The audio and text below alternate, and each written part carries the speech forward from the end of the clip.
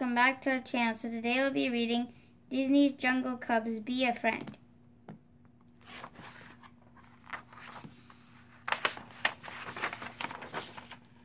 Mowgli has always loved the jungle.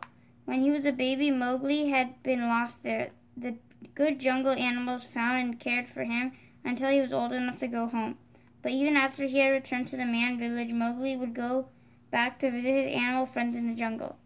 But there was one jungle animal who was not Mowgli's friend. It was Shere Khan, the fierce tiger. Shere Khan lived alone. He wanted no friends. All he wanted was food. "Ah, I see my dinner," said Shere Khan, watching Mowgli. He sneaked up behind Mowgli and growled, "How nice of you to visit me at dinner time, boy." Mowgli spun around and stared up into the tiger's hungry yellow eyes. Luckily, Mowgli's friends Baloo the bear and Bagheera the panther happened to be there. "Hey, Shere Khan, cool it," shouted Baloo. "Leave my buddy alone." "And why should I?" asked Shere Khan coldly. "Because we saved your life," replied Baloo with a smile. "Nonsense," said Shere Khan. "I rule this jungle. I need no one's help." "You did once," Baloo continued, "when we were cubs, remember? We all used to play together, although you were never much fun. One day we saved your stripes from a wolf pack." "I don't remember that," said Shere Khan. "Of course you do," Bagheera said. "It all started at the old temple ruins. Kaa tried to hypnotize Baloo, even though Baloo was already asleep." "Yeah," agreed Baloo. "While I was sleeping, Louie was playing on a vine. Suddenly a honeybee flew right under his nose." As Baloo and Bagheera told the story, Shere Khan began to remember. The bee caused Louie to fall off the vine. When it flew past Baloo, the sleeping bear cub stood up to follow the bee. Baloo was walking in his sleep. The sound of the bees buzzing made him dream of honey. As he walked, the little bear dreamed of valleys, rivers, and hills, all made of sweet, delicious honey. Kaa and Prince Louie watched Baloo. Louie, ever the playful monkey, decided to trick Kaa. So he said to the snake, "This is all your fault. You've hypnotized Baloo. So you have to take care of him, make sure he doesn't get hurt." Kaa gulped and said, "Heavens, I never meant to cause trouble.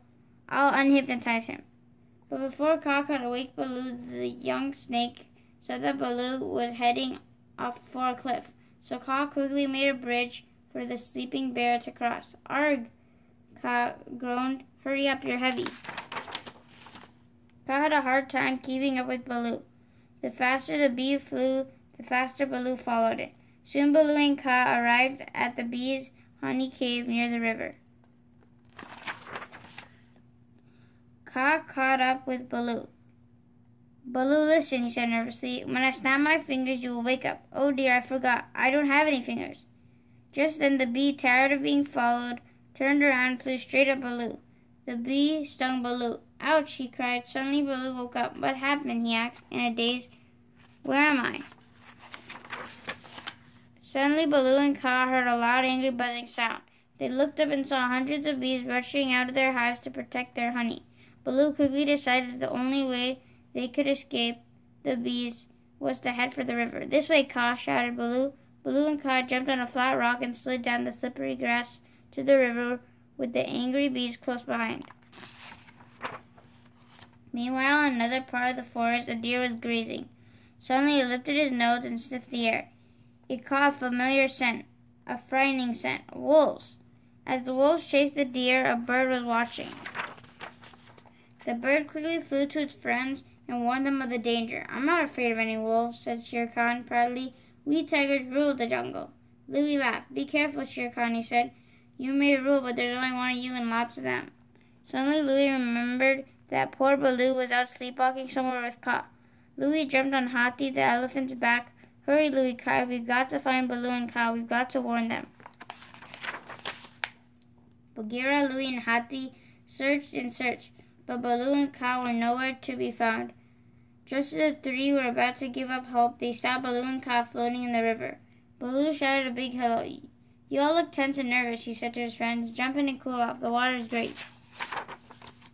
Meanwhile, back at the temple ruins, Shere Khan heard howling behind him. He quickly spun around just as two wolves rushed at him. Shere Khan was small, but he was still a tiger. The young cub had no trouble defending himself. But an instant later, 2 more wolves appeared, and these were bigger and even more vicious. Shere Khan was in big trouble. Shere Khan turned and jumped into the temple wall. But he was safe for the moment, but the tiger knew he would have to come down eventually. When he did, all those sharp teeth would be waiting for him. Just then, Baloo and the others appeared. "Hey, have you flea-bitten mutts come to visit us?" Baloo asked the wolves with a laugh. "Go home," said Hathi, snoring loudly through his trunk. "You don't want a tiger," laughed Louie. "Tigers don't taste good. Try this instead." With that, Louie threw a rotten mango right into the face of the lead wolf. The wolves were furious. They chased after the jungle cubs. "Run to the honey cave," Baloo shouted. "I have a plan." "Baloo, are you sure you know what you're doing?" Louie asked the bear. Baloo was clever. He knew the dogs barking would attract the bees. The angry insects flew out of their hives and attacked the wolves. The jungle cubs were smart. They jumped into the river and hid under the water until the bees passed.